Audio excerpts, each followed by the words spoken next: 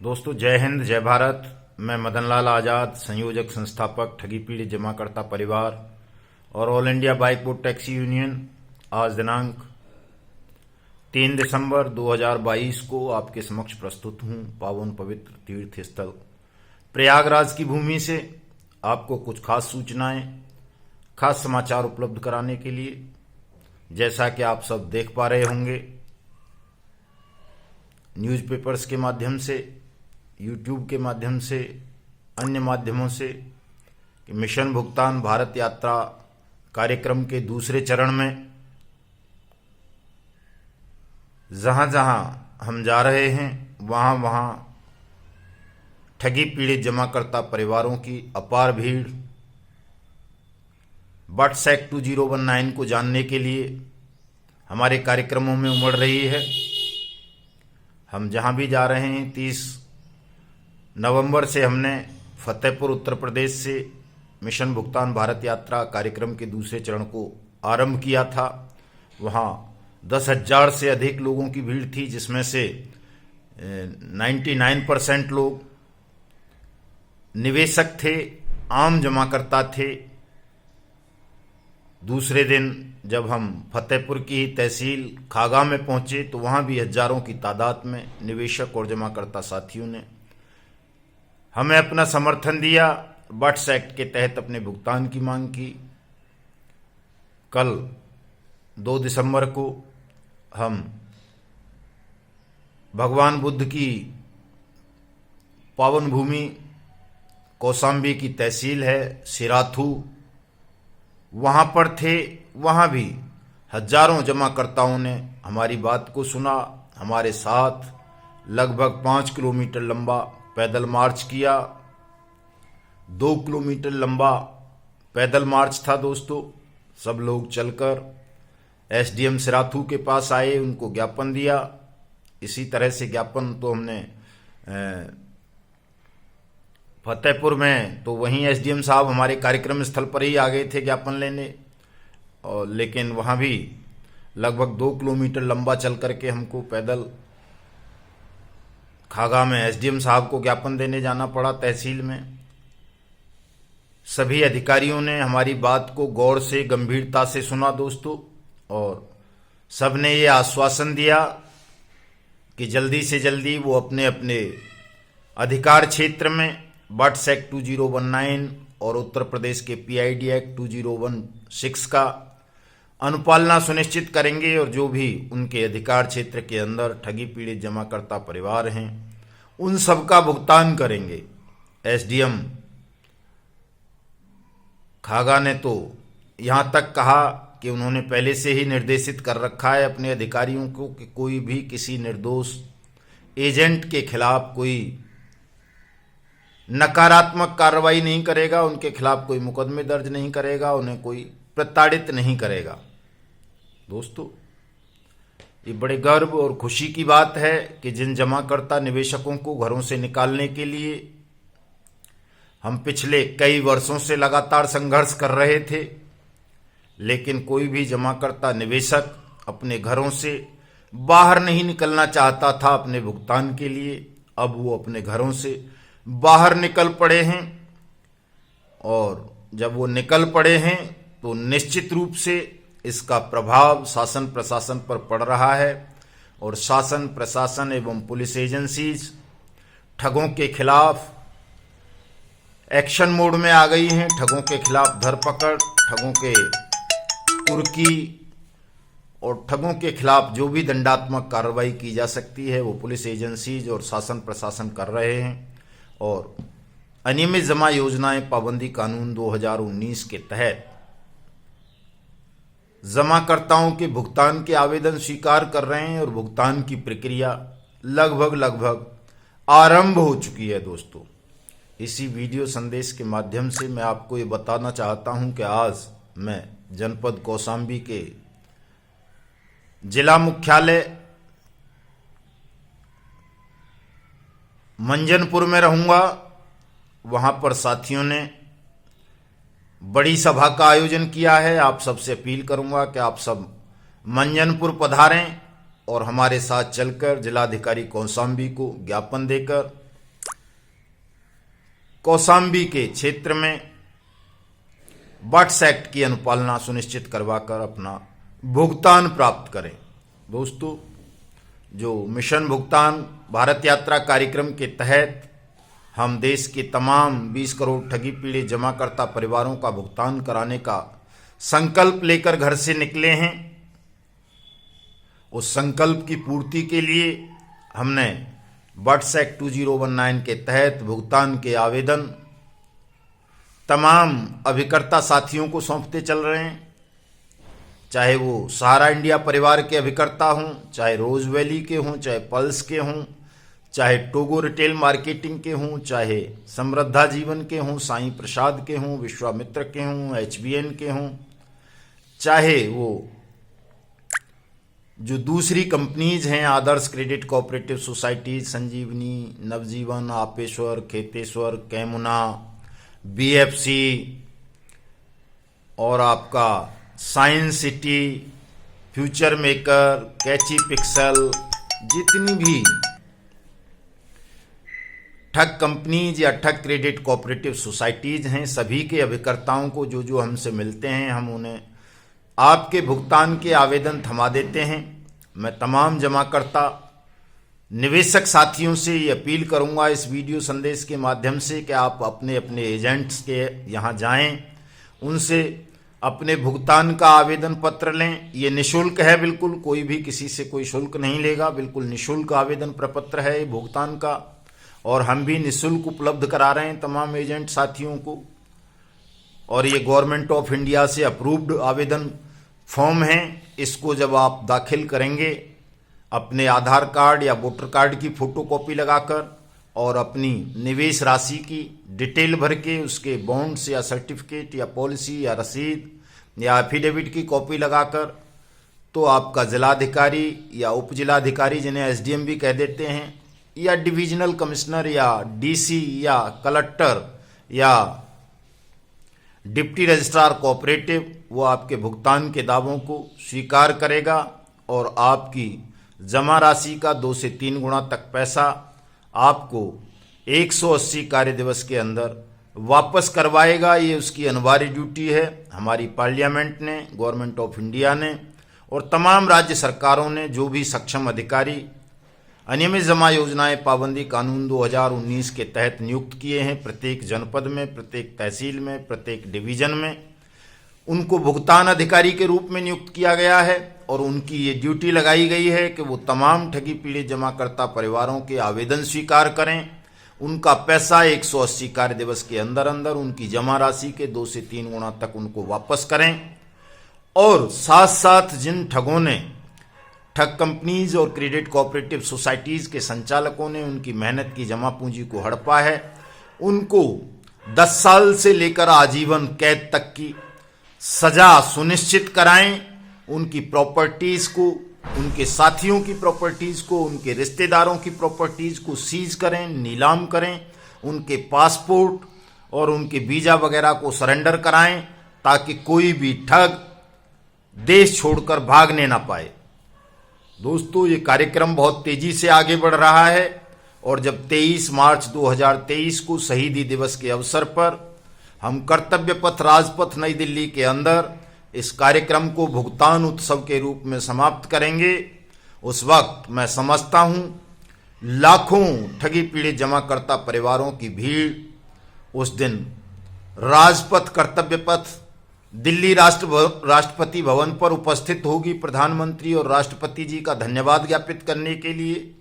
लेकिन दोस्तों, एक बात और साथ साथ मैं बताता चल रहा हूं तमाम ठगी पीड़ित जमाकर्ता परिवारों को कि यदि 23 मार्च से पूर्व आप सबका भुगतान केंद्र और राज्य सरकारें मिलकर नहीं कर देती हैं आपकी जमा राशि के 2 से 3 गुना तक, तो फिर 23 मार्च को हम भुगतान दिवस के रूप में नहीं मनाएंगे बल्कि विरोध दिवस के रूप में मनाएंगे और उस दिन ये संकल्प लेंगे पूरी शक्ति के साथ कि अब हम मतदान का संपूर्ण बहिष्कार करेंगे। कुछ साथी मतदान के बहिष्कार को नोटा से जोड़ रहे हैं। नोटा से मतलब नहीं है दोस्तों, नोटा पोटा से हमारा कोई लेना देना नहीं है। हम संपूर्ण मतदान प्रक्रिया का बहिष्कार करेंगे। हमारा कोई भी ठगी पीड़ित जमाकर्ता परिवार या उनका सदस्य कोई भी साथी मतदान केंद्र तक नहीं जाएगा, अपने घरों में रहकर उस दिन सत्याग्रह करेंगे।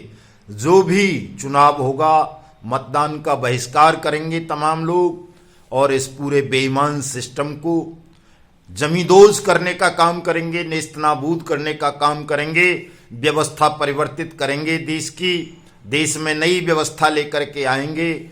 और जो भी अधिकारी या जो भी सरकारें आज देश के 20 करोड़ ठगी पीड़ित जमाकर्ता परिवारों के भुगतान के अधिकार का अतिक्रमण कर रही हैं, उनका भुगतान नहीं कर रही हैं कानून बन जाने के बावजूद, ऐसी एजेंसीज को, ऐसे बेईमान ऑफिसर्स को, ऐसे बेईमान नेताओं को, ऐसी बेईमान सरकारों को हम शासन, न्याय और प्रशासन की कुर्सियों से उखाड़ फेंकने का संकल्प लेंगे दोस्तों। उनको उखाड़ फेंकेंगे। और ये जो मौलिक अधिकार बनाया है हमारी पार्लियामेंट ने, भुगतान प्रत्येक ठगी पीड़ित जमाकर्ता परिवार का, इस अधिकार का सख्ती के साथ पालन सुनिश्चित कराएंगे और तमाम बेईमान अधिकारियों को, तमाम बेईमान सरकारों को, तमाम ठगों को ध्वस्त करेंगे, जमींदोज करेंगे, इनको दंडित कराएंगे दोस्तों। इसी संकल्प के साथ मिशन भुगतान भारत यात्रा का दूसरा चरण आरंभ किया गया है। और यदि बेईमान लोगों को, ठगों को भारतवर्ष की हवा में, खुली हवा में सांस लेनी है तो वो ईमानदारी के साथ अपने न्यायिक कर्तव्यों का निर्वहन करें। तमाम ठगी पीड़ित जमाकर्ता परिवारों का बट्स एक्ट 2019 के तहत 180 कार्य दिवस के अंदर अंदर भुगतान करें, ठगों को दंडित करें, अन्यथा वो इसका अंजाम भोगने को, इसके दुष्परिणाम भोगने के लिए तैयार रहें दोस्तों। मिशन भुगतान भारत यात्रा द्वितीय चरण के अंदर हम प्रत्येक जनपद में, प्रत्येक तहसील में, प्रत्येक राज्य में, प्रत्येक राजधानी में, राज्य की में आएंगे, आपसे वार्तालाप करेंगे, आपको बताएंगे कि बट्स एक्ट क्या है, राज्यों के पीआईडी एक्ट क्या हैं और इन कानूनों के तहत भुगतान आपका अधिकार क्यों है। बहुत सारी स्थानों से मुझे शिकायत मिल रही है कि जो साथी अपने अपने जिलाधिकारियों या डीसीओ के यहाँ प्रदर्शन या ज्ञापन कार्यक्रम कर रहे हैं मिशन भुगतान या भारत यात्रा कार्यक्रम के दौरान, जहां मैं नहीं पहुंच पा रहा, वहां पर जिलाधिकारी और एसडीएम लोगों के साथ अभद्र व्यवहार करते हैं, उनकी अवहेलना करते हैं, उपेक्षा करते हैं और बट्स एक्ट से अनभिज्ञता जाहिर करते हैं कि वो बट्स एक्ट को नहीं जानते। मैं ऐसे तमाम जिलाधिकारियों को, एसडीएम्स को बताना चाहता हूं कि पहली बात तो आप जानते हैं कि बट्स एक्ट क्या है। वो सर्वसम्मति से पारित हुआ है, प्रत्येक राज्य सरकार ने उसको नोटिफाइड किया है, प्रत्येक जिले में फास्ट ट्रैक कोर्ट बनाई गई है, प्रत्येक जनपद में और तहसील में सक्षम अधिकारी नियुक्त किए गए, सहायक सक्षम अधिकारी नियुक्त किए गए, आपको बताया गया है नोटिफिकेशन के द्वारा। पहली बात तो आप जानते हैं। और मान लो आप जानते भी नहीं है कार्य व्यस्तता के कारण या कार्य का अधिक दबाव होने के कारण, तो आप इसको जानिए। और फिर भी नहीं जान पाते हो तो प्रत्येक एसडीएम की, तहसीलदार की, जिला अधिकारी की, डीसी की, कलेक्टर की ये अनिवार्य ड्यूटी होती है कि वो अपने अधिकार क्षेत्र का प्रशासनिक मुखिया होने के नाते अपने जनपद की, अपने तहसील के लोगों की समस्याओं का समाधान करे। और कोई समस्या ऐसी है जिसका समाधान वो अपने स्तर से नहीं कर सकता तो वो उस समस्या को राज्य को और केंद्र को भेजकर उस समस्या का समाधान करवाएगा। ये उसकी ड्यूटी है। और इस ड्यूटी की अवहेलना कोई एसडीएम, कोई तहसीलदार, कोई पुलिस अधिकारी, कोई जिला कलेक्टर नहीं कर सकता। इसको ध्यान से सुन लीजिए, तमाम जिला कलेक्टर, तमाम एसडीएम, तमाम तहसीलदार, तमाम पुलिस अधिकारी। और ये अपराध पीड़ित हैं, जितने भी एजेंट हैं या ठगी पीड़ित जमाकर्ता परिवार हैं, ये अपराध पीड़ित हैं। इनकी सहायता करना आपकी अनिवार्य ड्यूटी है। किसी भी जमाकर्ता परिवार को या एजेंट को, ठग कंपनी के एजेंट को, जिनके साथ शोषण हुआ है, जिनका उत्पीड़न हुआ है, जिनके साथ अपराध कारित हुआ है, उनको आपसे कोई परमिशन मांगने की आवश्यकता नहीं है कि वो आपसे परमिशन मांगेंगे पहले और तब आपके यहाँ ज्ञापन देने या अपना आवेदन देने आएंगे। वो कभी भी आ सकते हैं, ये उनका मौलिक अधिकार है। और आपकी अनिवार्य ड्यूटी है कि आप उनके उत्पीड़न पर संज्ञान लें, अपराध पीड़ितों का कल्याण करें, उनको न्याय दिलाएं, उनको मुआवजा दिलाएं, उनका भुगतान कराएं। ऐसा कानून कहता है, मैं नहीं कह रहा। तो आप कानून की कुर्सी पर बैठकर कानून की अवमानना करोगे, कानून का उल्लंघन करोगे, अपराध पीड़ितों को तंग करोगे, परेशान करोगे, जानबूझकर अपने कर्तव्य में लापरवाही बरतोगे तो आपके खिलाफ विधि सम्मत कार्रवाई की जाएगी। माननीय प्रधानमंत्री जी ने भी कह दिया है, माई गवर्नमेंट टीम को अपनी को कि आपकी निगरानी की जाए। उन्होंने आह्वान किया है कि यदि देश भर में कहीं भी बर्ड्स एक्ट की अनुपालना में कोई लापरवाही बरत रहा है अधिकारी, तो उसकी शिकायत सीधे पीएमओ को करें, प्रधानमंत्री को करें, उनकी माई गवर्नमेंट टीम को करें, विजिलेंस को करें और सीनियर ऑफिसर्स को करें, स्टेट के चीफ सेक्रेटरीज को करें, चीफ मिनिस्टर्स को करें। ऐसे लापरवाह अधिकारियों के खिलाफ दंडात्मक कार्रवाई सुनिश्चित की जाएगी। इसलिए तमाम अधिकारीगण ध्यान से इस बात को सुन लें, अपने कर्तव्य का पालन करें, अपराध पीड़ितों की सहायता करें, उनके अधिकार उनको दिलाएं और अपराधियों के खिलाफ, ठगों के खिलाफ दंडात्मक कार्रवाई करें। प्रेम से समझा रहे हैं हम, कानून की भाषा से समझा रहे हैं आपको। आप अपने कर्तव्यों का पालन कीजिए, देश को गृह युद्ध की ओर मत ले जाइए। 20 करोड़ लोगों के साथ योजनाबद्ध ढंग से ठगी हुई है, आपके संरक्षण में हुई है।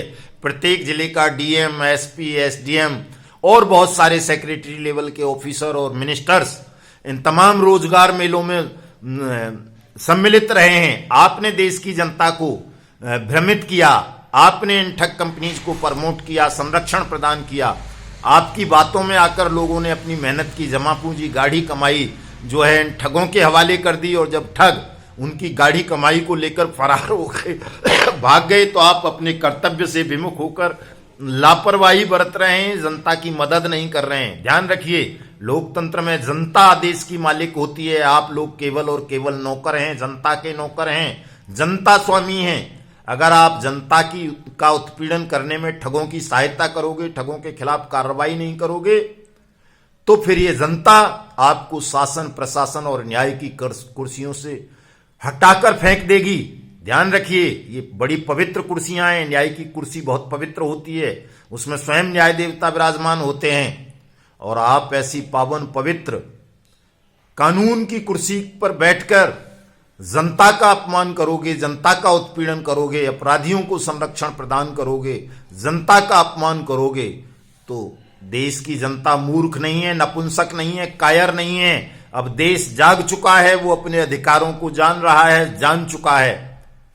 और आपका ये बेईमान सिस्टम न्याय की, शासन की, प्रशासन की कुर्सियों पर अधिक समय तक अब टिक नहीं पाएगा। इसलिए अपने कर्तव्य का ईमानदारी के साथ अनुपालन करो, जनता की मदद करो, अपराध पीड़ितों को उनका अधिकार दो, न्याय दो। मैं यही कहना चाहता हूं साथियों। और दोस्तों, मैं अपने तमाम ठगी पीड़ित जमाकर्ता परिवारों से भी ये अपील करना चाहता हूं कि मेरे इस वीडियो संदेश को ज्यादा से ज्यादा शेयर करें, लाइक करें, कमेंट करें, और हमारे यूट्यूब चैनल युगांतर न्यूज को भी सब्सक्राइब करें, ताकि देश के 20 करोड़ ठगी पीड़ित जमाकर्ता परिवार जाग सकें।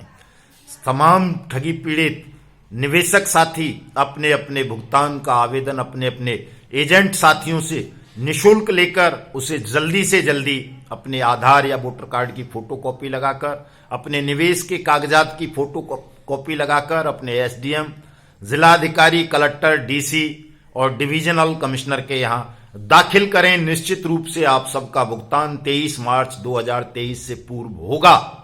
इस बात को आप जो है अपने दिल दिमाग में बिठा लीजिए। कोई भी आपके भुगतान को अब रोक नहीं पाएगा दोस्तों। इसलिए निर्भीकता के साथ, साहस के साथ तमाम साथी खड़े हो जाएं और